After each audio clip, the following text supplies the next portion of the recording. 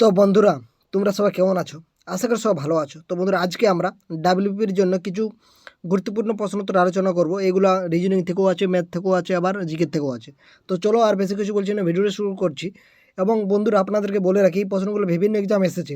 যদি আপনারা একবার ভিডিওটা দেখেন তাহলে আপনারা বুঝতে পারবেন যে হ্যাঁ, সত্যি এই প্রশ্নগুলো বিভিন্ন এক্সাম এসেছে। তো আমরা কিন্তু সেরকমভাবেই প্রিপারেশন নিচ্ছি আপনাদের সুবিধার্থে। তো অবশ্যই ভিডিওগুলো দেখবেন শেষ পর্যন্ত। এবং যদি কোথাও বুঝতে না পারো অবশ্যই কমেন্ট করতে পারো, আমরা কিন্তু সেই আপনাদের মূল্যবান কমেন্টের অবশ্যই উত্তর দেওয়ার চেষ্টা করব।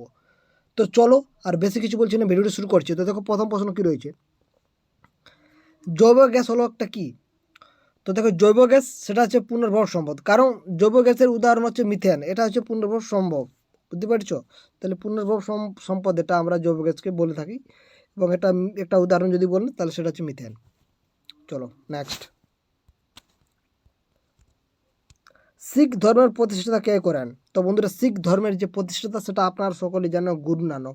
এবং শিখ ধর্মের প্রতিষ্ঠাতা ছিলেন গুরু নানক, এটা তো আমরা সকলেই জানলাম। এবং এই গুরু নানক সিংহ দশম গুরু ছিলেন, বুঝতে পারছি। এবং শিখদের একটি সামরিক জাতিতে পরিণত করেন এই নিয়েই যোগ পণ্ডিতে করে। এটা কিন্তু এরকমভাবে দেওয়া নয় বন্ধু, এটা পৌনঃপুনিক দেওয়া আছে, বুঝতে পারছো? এখানে 5টা 5-এ দেখবে, কিন্তু আপনাদেরকে করে দেখিয়ে দিচ্ছি। 5টা 5-এ আছে, 3-র উপরে পৌনঃপুনিক আছে, 3-র উপরে, বুঝতে পারছো? তাহলে কত হবে? পৌনঃপুনিক থাকা মানে কি 3/9 হবে প্লাস। এখানে কিন্তু এখানে 3-র উপরে পৌনঃপুনিক দেওয়া হয়, এখানে 2 আর 5-এর উপরে পৌনঃপুনিক দেওয়া আছে, তাহলে হয়ে যাচ্ছে উপরে 25 প্লাস 9 9। আবার এখানে দেখো 12-এর উপরে পৌনঃপুনিক দেওয়া নেই, 1-এর উপরে পৌনঃপুনিক দেওয়া আছে, অর্থাৎ হচ্ছে 1-এর 9। অর্থাৎ আমরা কী পেলাম দেখো, আবার আপনাদেরকে সুবিধার্থে বলে দিই। এখানে 3-এর উপরে পৌনঃপুনিক দেওয়া আছে, এখানে 2 আর 5-এর উপরে দেওয়া আছে, এখানে 1-এর উপরে পৌনঃপুনিক দেওয়া আছে। পৌনঃপুনিক মানে একটা পয়েন্ট, বুঝতে পারছো? তো এবার দেখো কী হচ্ছে, এখানে তাহলে 5 প্লাস 3-এর এখানে হয়ে যাচ্ছে 9 যুক্ত এখানে হচ্ছে 3 আলাদা থাকছে, 3 ইন্টু 25 হচ্ছে, আর নিচে কত হচ্ছে, নিচে 99 হচ্ছে, প্লাস 12টা আলাদা থাকছে, তারপরে 1-এর 9 হবে। তো এটা সমাধান করে দেখবেন আপনাদের কত উত্তর হবে।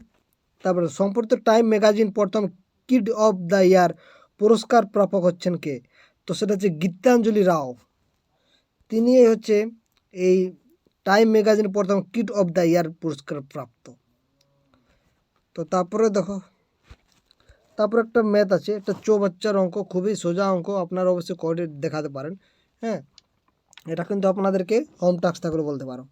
তারপরে দেখো, দ্রোণাচার্য পুরস্কার যে বিষয়ে পারদর্শিতার জন্য দেওয়া হয় সেটা হচ্ছে কোন বিষয় বন্ধুরা? তো বন্ধুরা, দ্রোণাচার্য যে পুরস্কার এটা কিন্তু ক্রীড়া প্রশিক্ষণের জন্যই আমাদেরকে দেওয়া হয়ে থাকে।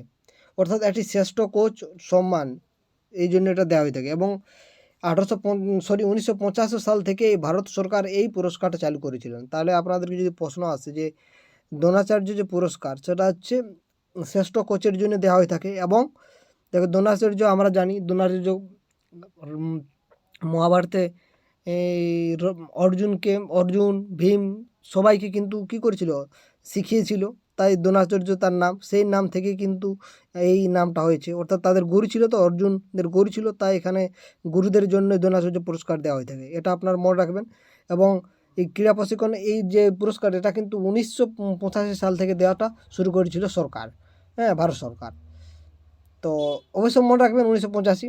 তারপরে দেখো, ভারতীয় জাতীয় কংগ্রেসের প্রথম সভাপতি কে ছিলেন? তো ভারতের জাতীয় কংগ্রেসের প্রথম সভাপতি ছিলেন উমেশচন্দ্র ব্যানার্জি। এরপর দেখো, জাতীয় কংগ্রেসের 1885 সালের প্রথম অধিবেশন মুম্বাই বা গোকুল দাস তেজপাল কলেজে অনুষ্ঠিত হয়েছিল। আপনাদের প্রশ্ন আসতে পারে যে জাতীয় কংগ্রেসের প্রথম অধিবেশনটা কত সালে শুরু হয়েছিল? সেটা কত সালে? 1885 সালে। অবশ্যই মনে রাখবেন। এবং কোথায় হয়েছিল সেটা? মুম্বাইয়ের গোকুল দাস তেজপাল কলেজে অনুষ্ঠিত হয়েছিল। এবং প্রথম সভাপতি ছিলেন উমেশচন্দ্র ব্যানার্জি। এবং বদরুদ্দিন তয়বদি তয়বজি ছিলেন জাতীয় কংগ্রেসের প্রথম মুসলিম সভাপতি। তো আপনাদের প্রশ্ন আসতে পারে যে জাতীয় কংগ্রেসের প্রথম মুসলিম সভাপতি কে ছিলেন? সেটা হচ্ছে বদরুদ্দিন তয়বজি। তো এগুলো অবশ্যই মনে রাখবেন। তারপর দেখো, কোন রাজ্য সরকার রাজ্যের সকল জনগণের স্বাস্থ্যসাথী প্রকল্পের আওতায় আনার কথা ঘোষণা করা হয়েছে? তো এটা সকলেই জানো, পশ্চিমবঙ্গ। পাটাকই ভূমি সীমান্ত নির্দেশ করে কে? তো সেটা হচ্ছে অরুণাচল প্রদেশ ও মায়ানমার। এটাই হচ্ছে পাটাকই ভূমি সীমান্ত নির্দেশ করছে। তাহলে কে করছে? অরুণাচল প্রদেশ ও মায়ানমার। এবার দেখো, একটা অঙ্ক রয়েছে, এই অঙ্কটা করবই আমরা। দেখো কী বলছে 11টি সংখ্যার গড় দেওয়া আছে এত, এবং যদি 6টি সংখ্যার গড় এত এবং শেষ 6টি সংখ্যার যদি এত হয় তাহলে ষষ্ঠ সংখ্যার কত হবে, এটা একেবারে ইজি। তাহলে প্রথম 6টি সংখ্যার যোগফল কত হবে, তাহলে গড় দিয়ে আসে যদি এত, তাহলে সমষ্টি কত হবে, যোগফল বা সমষ্টি, তখন 11 দিয়ে আমরা 10 যদি আমরা 5কে গুণ করি তাহলে বাবার এখানেও কিন্তু আমরা কি করব, তোমরা দেখো অঙ্কটা দেখতো। তাহলে প্রথম যদি বলিস তাহলে প্রথম দেখো প্রথম 6টি সংখ্যার গড় দিয়ে আছে, তাহলে সমষ্টি কত হবে, তাহলে 6 গুণিত 10.5 হচ্ছে, এবং শেষ 6টি, তাহলে শেষ 6টির কত হচ্ছে দেখো এইটা, তাহলে 11.4, এটা তোমরা দেখতে পাচ্ছ এখানে 4 গুণিত 6।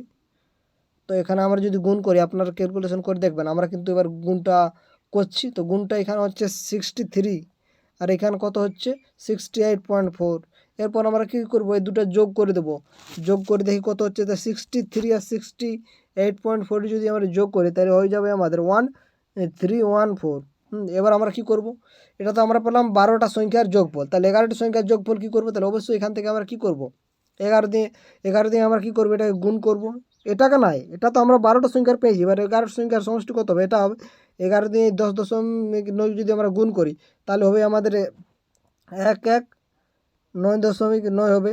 তো এটা থেকে আমরা বিয়োগ করে যেটা পাবো সেটা উত্তর হয়ে যাবে, তাহলে কত হবে 11.5, এটা আমাদের সঠিক উত্তর, option C is the right answer. চলো এবার দেখো 561 মৌলিক উৎপাদকগুলির যোগফল বের কর, তাহলে 561কে আমরা ভাঙবো, তাহলে 561 যদি আমরা ভাঙি তাহলে এর মৌলিক উৎপাদক কী হবে, 3 হবে আর 11 হবে আর ইন্টু 17 হবে। ভাঙা মানে বুঝতে পারছি, 561 লিখে নিয়ে আমরা কী করবো, প্রথমে 3 খাওয়াবো, এরকম করে ভাঙা, বুঝতে পেরেছো। তাহলে কত হলো বন্ধুরা, 3 হচ্ছে, 11 হচ্ছে আর 17 হচ্ছে, তাহলে এগুলোর আমরা যদি যোগ করি তাহলে কত হবে, তাহলে অবশ্যই 31 হবে, তাহলে 31 অপশানে ইজ দ্য রাইট অ্যান্সার। তারপর দেখে এক ব্যক্তি পরিচয় করে এক ভদ্রমহিলা বলেন, ও এর স্ত্রী আমার বাবার একমাত্র মেয়ে, এই মহিলার কোনটির সাথে সম্পর্কিত।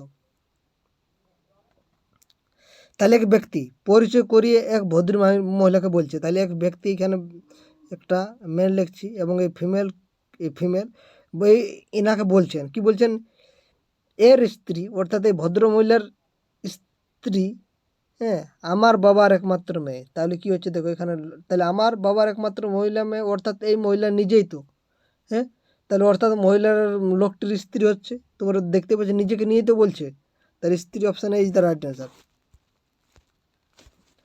দেখো 304 দ্বারা গঠিত 3 অঙ্কের বিশিষ্ট সকল সংখ্যার যোগফল কত হবে, তাহলে 3 অঙ্ক বিশিষ্ট তোমরা যদি দেখো তাহলে সকল সংখ্যার যোগফল কত হবে, তাহলে মানে এখানে দেখো একটা সূত্র আছে, এখানে কি হবে বন্ধুরা, এখানে সূত্রটা হচ্ছে 2 এটা তো গঠিত হবেই, 222টা গঠিত হবে, এবং কত দিয়ে 3 0 4 এগুলো যোগ করি গুণ করলে যেটা হবে সেটা উত্তর হবে। চলো আজকে আমরা এখানে শেষ করে দিচ্ছি, চলো তোমাদের সুবিধাতে প্রথম থেকে একবার আলোচনা করব, তোমরা সকলে যেন আমরা এটাকে জন্য করছি, কারণ মনে রাখার জন্যই আমরা এটা করছি। তো দেখো প্রথম প্রশ্ন কী রয়েছে, জৈব গ্যাস হলো একটি কি, আপনাদেরকে বলে দিলাম পুনর্ভর সম্পদ, যার উদাহরণ হচ্ছে মিথেন। তারপর 6 ধর্মের প্রতিষ্ঠাতা কে করেন, সেটা হচ্ছে গুরু নানক এবং দশমতম ছিলেন, এটা আপনাদেরকে বলে দিলাম। সাম্প্রতিক টাইম ম্যাগাজিন প্রথম কিড অফ দ্য ইয়ার পুরস্কার, টাইমস ম্যাগাজিনের প্রথম কিড অফ দ্য ইয়ার পুরস্কার পেয়েছিলেন গীতাঞ্জলি রাও। তারপরে তো একটি চৌবে যেটা আপনাদেরকে করতে হবে, দ্রোণাচার্য পুরস্কার যে বিষয়ে পাঠিত সেটা হচ্ছে ক্রীড়া প্রশিক্ষণ। ভারতীয় জাতীয় কংগ্রেসের প্রথম সভাপতি সেটা হচ্ছে উমেশচন্দ্র ব্যানার্জি। আর মুসলিম সভাপতি অবশ্যই আপনারা কমেন্ট করে জানাবেন, আপনাদেরকে একটু আগে বলে দেওয়া হয়েছে পশ্চিমবঙ্গ, এটা স্বাস্থ্যসাথী। পাটকো ভূমি সীমান্ত অরিজিনাল প্রদেশ মায়ানমারকে নির্দেশ করছে। এর মৌলিক উৎপাদকগুলি যোগফল অর্থাৎ 17, 11, 3 যোগফল আমাদের কত 31 হয়েছিল।